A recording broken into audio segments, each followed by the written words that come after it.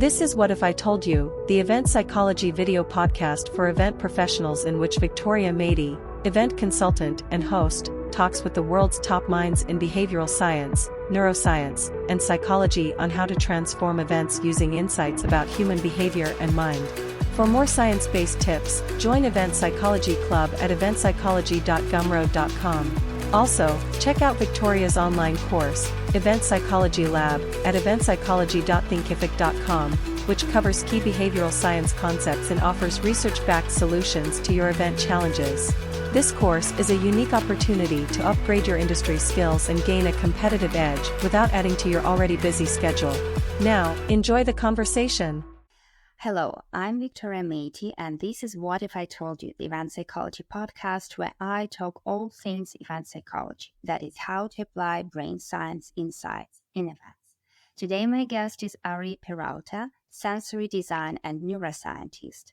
Forbes recognized innovator and award-winning sensory designer, Ari is one of the world's leading voices in neuroscience and the senses. The winner of top design awards across multiple media disciplines, Ari champions ways to use the senses to elevate quality of life and promote self-awareness through Arigami, an innovative research consultancy dedicated to multisensory research. The 40 under 40 Harvard alumnus make a positive impact through interdisciplinary projects that focus on using the senses and technology to support people's mental health. Ari, welcome to the show. Thank you so much, Victoria.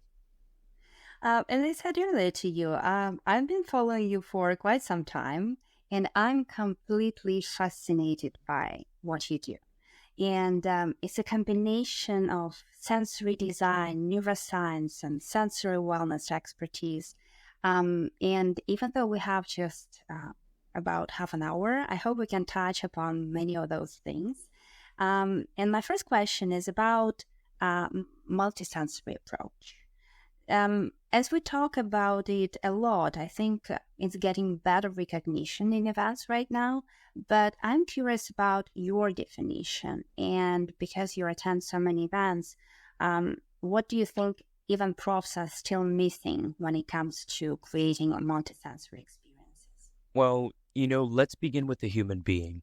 Because if we're talking about events, we're talking about places and gatherings of human beings. And human beings are multisensory by nature, right? This is the way our brain works. This is the way our bodies work. This is the way we interact with reality. It's by interpreting sensory signals and making sense based on our lived experience. And, with Arigami, we have the privilege of helping our partners bring harmony to the brain by lining up the right blend of sensory cues in a way that people find beautiful, comfortable. When it comes to sensory design, or at least our definition of sensory design, which we like to call it 3.0, it emphasizes on this interconnection of human perception. And it really is how do we help designers explore non-visual solutions to empower well-being and cognitive capital, which makes a lot of sense at events. Now, we're doing this through sensory optimization, through sensory enrichment, and a whole nother toolkit that can enhance an event, but also amplify its potential for people to actually absorb, remember, and process information. Absolutely. Can we talk about cross-sensory connections? I think this is something that we don't talk about much often.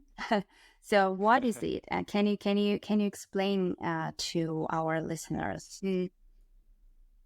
Of course, Victoria, and wonderful question. I think that it's such a great point that most designers, period, take for granted that besides us being multisensory, our brain is also cross-sensory, in the sense that there's a multisensory interplay, this interaction that happens inside the brain when we receive multiple sensory cues. And this interplay can influence how we perceive an environment, can influence how we perceive ourselves and one another. So it's important to understand that the senses, beyond the main five senses that we're used to, there are other subsenses And all of this information that's trigger rich in environments, if you will, right? These are cues of information or stimuli that tap into the senses beyond visual. So we're talking about touch, smell, taste, sound, even temperature. All these things, when done right, can really create an experience that is worth remembering along with the information that's presented during that event. Can you give an example of such a connection? Yeah, so, there are simple ways that we take for granted on how something can influence us. So for those of us who are listening, right, if I start giving you some audio prompts of lemon, of lemonade, of things that are acidic, even just through audio prompts, I can get you to taste acidity. So ultimately, we are preconditioned, if you will, and have some certain expectations when it comes to sensory information. And when we don't get that sensory information correct, it creates a disconnect in the brain. But when you get it correct, when they line up to that expectation, right? So if I show you a watermelon, but I'm talking about these things, it doesn't make sense. Well, that's how the brain feels as well, right? This doesn't make sense, and I'm not enjoying this, or I'm going to disconnect, or I'm going to try and spend all this time trying to make sense out of it. So this is where sensory interplay is pivotal to event design, because often we think that music doesn't make a difference, or that the ambient sound or noise makes a difference. We don't think that the scent make a difference, but all these things, they make a difference, but they really make a difference when they add up to one another, right? When they line up to the benefits that each can bring. So senses basically amplify each other and create more holistic perception of the experience. Yeah, I mean, if you're in a conference and it's mostly visual and under bad lighting, it's typically a little bit cold or too warm, and the seat's uncomfortable, right? Because you're sitting for an extended amount of time. You're listening to a lot. Sometimes it doesn't add up to the visuals. So there are already all these factors that have nothing to do with the event designers that are already to our disadvantage. So the way I look at it is, how can we use these principles to optimize the environment so that we can at least create the best environment possible for people to connect and socialize, for people to feel good? Absolutely. So that actually reminds me of the question that I wanted to ask you about, creating a space that is sensory friendly and sensory optimized. And I have a quote from one of your posts where you say, biophilic design is much more than adding plants to a space. And it is a strategy for developing a multisensory relationship with the spaces around us. It is at the cross-section between the sustainability movement, wellness, and human-centered design. It's also about the diversity of sounds, furniture, temperature, materials, and spaces that can support occupants' every need.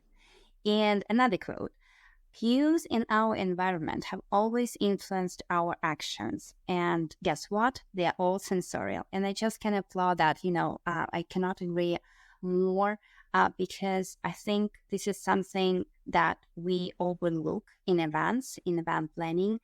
So I wanted to ask you, what suggestions do you have for event planners who consider improving event space? So biophilia is very important for design. Biophilic design, it has sometimes an abrasive title for creatives, I feel sometimes. But all it means is really connecting back to nature as much as you can. And not just visually, which is what we're used to, right? Which is bringing more nature indoors. But what we're talking about is lighting, sound, temperature for spaces. And one of the ways that we can do that is by creating more interaction with outdoor spaces and opportunities for your event guests to take in natural lighting and nature itself. Nature is perfect already in its way for us. So the more you can use nature in your event, and people interacting in nature, or spaces where they can see nature and feel nature, but also bringing more nature indoors, but not just any plants. Think of a variety of plants, which experts, that's what we do, is help identify which ones can perhaps reduce noise and add other wellness benefits. I also think that biophilic design is beyond what you see. It's also what you feel. And it's important to create, I believe, design sensory decompression areas, if you will, for people to unwind, to process information, and almost to connect the dots in the brain. And when I think of most of the events, and I go to a few dozen events a year all over the world, they're pretty much the same to me. There are very few events that I can really name off the top of my head that really offered a different kind of learning experience. Ultimately, at events, it's about sharing information, sharing knowledge, but there's no point in sharing knowledge if you can't absorb it and put it into practice. So I think taking these principles from biophilic design, again, with natural lighting, with plants in our association, with the benefits of those, from noise absorption to just having a variety of smells. It's not about having just a particular scent or a particular sound. What nature does best is provide that sensory variety or variation almost in infinite ways. Mm. And you mentioned white spaces and, those spaces that allow to decompress, right? I think that, at least from my perspective, I can see that, being used more and more, being implemented more and more at events. But when it comes to other aspects like learning or helping people to connect, I don't think that we touch upon, the role of senses in those aspects often. So are there any suggestions for that? For sure. I think that when thinking about this podcast, and when I took the word event out of the context and left everything else, right? We're talking about education. And there's a significant amount of rigorous research done by academic researchers from all over the world on multisensory learning optimization, right? So multisensory learning environments. So part of my suggestion lies within that. For event planners today in 2023, you have to think out of the box, and you're going to have to think well beyond event planning and well beyond the industry where you're in, and really look for inspiration in other industries and almost adapt and translate some of these approaches and methods into the event space. So when you look at education, there's so much research on circadian lighting, on nature-based soundscapes, on sensory deprivation, on sensory resets, all things to enhance cognitive function. So if you can create environments that can enhance cognitive function, you're already one step ahead of your competitors, really, and most importantly, offering an elevated service. Why do I say elevated? Because it's not just about creating that optimal environment for that information to be delivered. It's also about creating that environment that is beneficial to the person and people's there. Absolutely.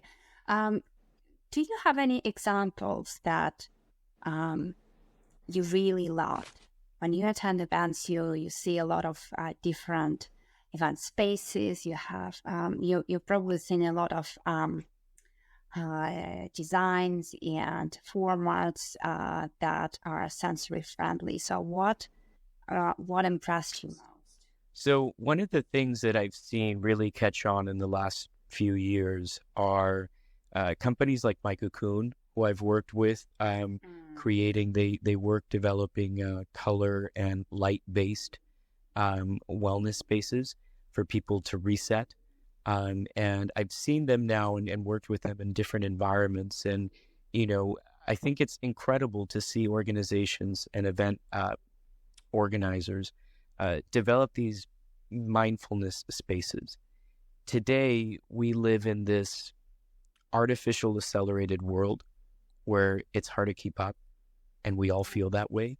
So creating spaces for people to feel present, to become present in that moment, is just enhancing their ability, not just to connect with themselves, but also to connect with others and the information they're being presented.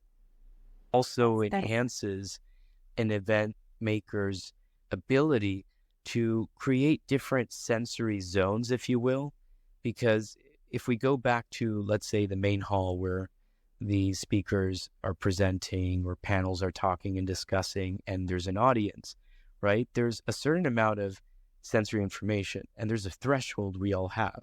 So once you get out of that space, it's important to see how you can get people out into nature, and it's important to see how you can influence people to have a sensory decompression of sorts, where they can reset, process that information that they just received, and then share it.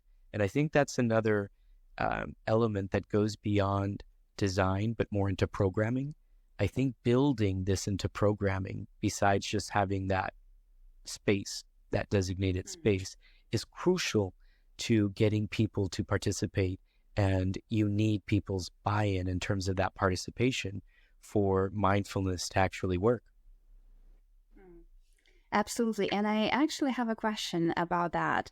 So do you think it's important to educate participants, delegates, on the benefits of, having these moments during the event day to decompress, taking care of yourself in terms of your senses, right? Of course, I think it's extremely important, not just to communicate it, but to live it, right? I think today we have a cross-section of factors that are heavily influencing the event space, right? From AI, which is automating everything, to design becoming more digital, to also the understanding of how people and environments can be optimized and be designed in a better way. So I think that, for recently I joined as a co-chair along with Kathy Hackle, the Chief Metaverse Officer at Journey, as the co-chairs of the Retail Innovation Conference. So this event, which has taken place for many years now in Chicago, gathers the top CMPG brands from all over the U.S. and North America. And, we went in, and it wasn't just being a co-chair. It was, how do we influence this event to be better? And part of it was, how do we create spaces for people to disengage with all this information? How do we create spaces for people to decompress? For people not to relax, but to decompress? That's a lot of information. And how do we create spaces where people can practice, can meet, can have one-on-one meetings and more semi-private and private environments? So I think going back to some points you made earlier on neurodiversity applies to people beyond certain conditions that we often talk about. It applies to all of us because all of us have a certain sensory threshold. It's different between us, right? But you can still categorize these things. And this is where we're helping organizations today at Arigami, really developing sensory profiles to really understand what are those preferences and when to engage. This is a great point, and I also love your point about recognizing this distinction between decompressing and relaxing, because often what I see, event planners provide a space to relax, but it's different from providing a space to decompress. Yeah, I want you to think of how do we evolve the conversation from mental health, which is the current epidemic and crisis of our time, to cognitive capital. How do we arrive there? And I think one of the avenues, one of the pathways that we can take is by elevating multisensory design, by elevating and applying neuroscience and neurosthetic insights into the event industry, supporting organizers and event makers, but more than anything, supporting the staff and the attendees and the guests. Mm-hmm. Absolutely. And you share a lot of studies about senses and how they apply to experiences and retail and other fields. I, for example, learned that 3D visualization increases customer attention and memory recall, or how listening to natural sounds may increase our sense of wellness. So I was curious about are there any other findings that you think event planners should be more aware of? I think it's important to not get overwhelmed by the science. And it's important to just take into note some basic ways that designers and event makers can actually influence and make a difference. And I think it all comes down to the purpose and authenticity of that intention. So when it comes to the research, unless you understand research, if you can't translate it, then it's just research. And that's what happens often, is that without having that liaison between those different fields, what we miss is a lot of the substance. So what I encourage clients and partners to do is to work with innovation and research studios like Arigami to help guide them through that process. Because there's a lot of brands who have that intention, but they just don't know what to do or where to start. And the research out there can be conflicting. So what we take is the principles from the research, and we apply those principles contextually to what the event is. And I want to show you just a very simple example of a way that many event makers could have a potential benefit. Are you playing the right music during your event? And I want your audience to think about that. Are you playing the right music during your event, right? Is it contextual to the event? Is it contextual to the brands or environment? Is it contextual to the audience? Do they know, right? Does it meet their expectation? And is it the appropriate at all times? There may be a variety of types of music or soundscapes or sounds that you want to play throughout the day. And this is where teams of professionals that are gathered either by Arigami's team or other teams come in and really in the beginning create an environment that is sensory appropriate and map these things out versus try and plug them in later, right? But for most event designers, I feel that you're limited with probably what you can do in major event spaces because they're kind of fixed.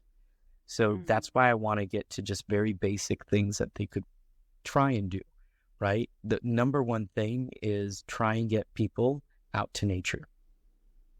During breaks, during intermissions, whatnot, try and get them out to nature. And if you can't get them out to nature, try and bring nature to them. Natural lighting, nature scenes, as you mentioned earlier, there's substantial information and research and evidence to back that up, from healthcare to education to workplace. So we don't need to validate that. We know that. It's finding the ways to actually amplify that. With sound, one of the biggest issues we have in events is noise, and a lot of noise pollution. And it's really uncomfortable. For some people, it's physically uncomfortable, speaking of neurodiverse communities. So on our part, what we can do is, how do we mask, how do we mitigate some of that noise with natural elements like water, with plants that absorb sound? And there's, again, substantial research on that. So it's mostly now, how do we apply that? And it's looking at these options for that. And I think a quick note, for all the nutritionists that we work with, I want to mention that it's important that even the F&B plays a better role, because again, we can design great atmospherics, but if we're serving crap food, what's the point? And I don't want to demean any of the amazing F&B providers out around the world. When I mean crap food, I'm not talking about what it tastes like or what it looks like. I'm actually talking about the nutrient value. And if you think about it, we're serving a lot of carbs and empty carbs. We're serving a lot of sugars. And sometimes, while they're great, are they being served at the right time? Is that the right food that you need to learn? Or is that the food that gets us sleepy and tired? Such excellent points. I just cannot agree more.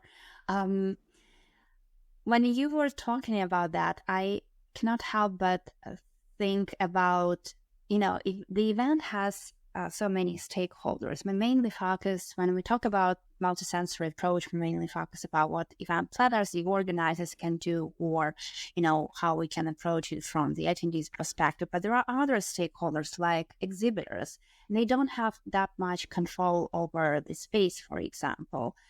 Say they have a small booth within a trade show floor.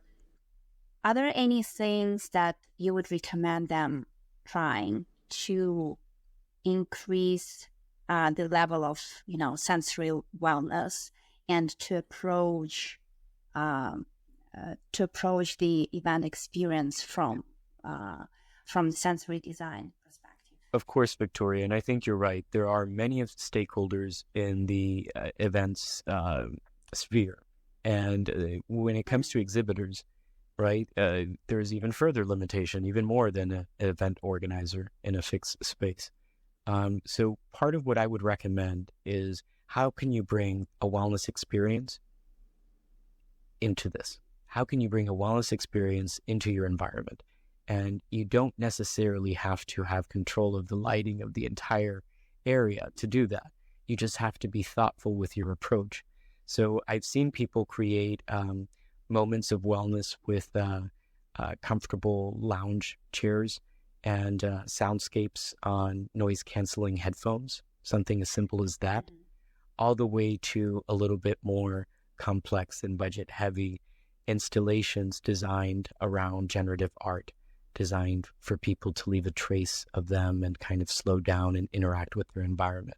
So I think that there are different ways, simple ways, including bringing more nature and creating a moment of nature. And these are the things people are seeking. So I think it's more on the experience design for the exhibitors, of thinking of, in a sea full of high attention, high sensory overload environments like these, creating a negative space in the sense of a space for reset, a space for decompression. If you offer that, people are going to come to you. And if you can offer people an experience that allows them to empower or feel better, it's going to land in their memory bank, if you will, much, much deeper and greater than any other of the hundreds of booths they may have walked by. Absolutely. And talking about sensory wellness, I'm particularly intrigued about color therapy. And I know you've done a number of projects on that. So can you talk more about that and explain how it can elevate event experiences, how it can help creative thinking? Well, color is an interesting thing because it's a phenomenon in the sense that it's perceptual. Yes, there are certain wavelengths and we assign values to those wavelengths, but most of us cannot agree on one color. So I just want to start there. Color's complicated. But what we do know is that in that language, which I see color as a language, in that language, there are some biological benefits that are just embedded into our visual system that trigger our other senses, including taste, influencing taste and flavor, and changing that. That can influence our sense of temperature of ourselves and our environment. It can influence our sense of place. And for people to be very prescriptive about color is where we get into the pseudoscience. So we want to avoid that. But what we do understand is that when you use colors that are contextual to nature, the meaning people have connected with that nature color, if you will, that's embedded, biologically speaking. So those do have those certain benefits by proxy. So color is a great way for us to help people reset their brain, reset their mind, especially in an abstract way. And I mentioned My Cocoon earlier, which is a great company creating new technologies around flicker-free lighting, circadian lighting, that also has that chromotherapy benefit. In other words, it offers different, what we perceive as colors. And these have benefits not just on the brain and on our sensory systems, but what it benefits are the functionalities like sleep, like attention, cognitive function, etc. Excellent. This is very important. I believe that we do need to know more about how it works and apply it intentionally in the event design. And my next question is about digital senses. Can we talk about that, and how does people's perception and experience change when they attend an online event? So, Victoria, wherever we have people, we have the senses. So whether that's in this physical realm, whether that's in a digital or virtual realm, or maybe in a near future, an augmented realm, regardless, wherever you have a human, we have an opportunity to enrich the story, the place, the space, the environment with sensory information. Now, part of what we know from retail and research that has been done in retail is that sensory experience seems to be the main driver into physical retail today. It's not quite the main driver for online retail, for example. So online is still developing a sensory presence, and that's really because of the evolution needed for the technologies to deliver that on scale, and for that to permeate across markets, right? But it will be coming, right? And as we start building Web3 environments and Web3 solutions, I think the concept of spatial sensory experiences will continue to evolve hand in hand with this, because it's the only way to create an environment that's actually immersive by adding these sensory elements. One of the companies that I'm working with, OVR and Joineroma in Japan, they are developing digital olfactory delivery systems, right? So they can be connected to digital devices. In the future, we're going to be using these kinds of devices to interact with these environments, but I don't think they're all necessarily going to be headsets. So I think what's going to be exciting is for us to move beyond a headset, beyond a phone, beyond visual displays, and start interacting with other ways of interpreting technologies. Yeah, this is an interesting thought. Very thought-provoking idea, I would say. Ari, I've got so many more questions, actually, and I could talk for hours, I think. But as we are running out of time, just a couple of final questions for you.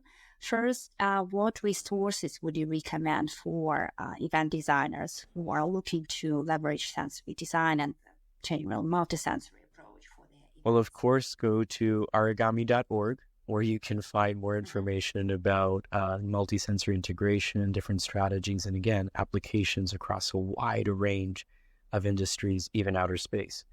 But there are some books that are some of my favorites right now. One of them is from a great collaborator of ours and a very big inspiration for me, Dr. Charles Spence. His book, Sense Hacking. He's the director of neuroscience at the University of Oxford and a great friend and collaborator and partner at Arigami. So I think that what he brings to projects is what he shares in this book. So if you want to learn a little bit more about sense hacking, it's a wonderful book. Also, a recent book from Susan Magsman and Ivy Ross. It's called Your Brain on Art. Susan Magsman is one of the leading voices in neuroaesthetics. She leads the Brain Mind Arts Lab at Johns Hopkins.